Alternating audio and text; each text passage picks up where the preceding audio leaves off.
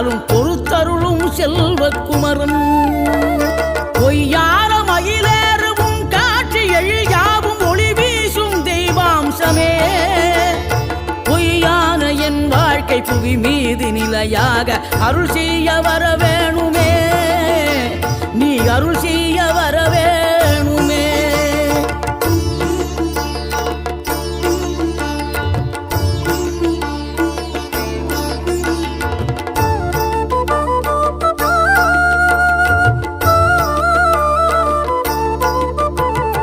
இகழ்தலையும் புகழ்தலையும் ஒரு முகமாய் கருதும்படி செவி உரைத்த முத்து குமரன்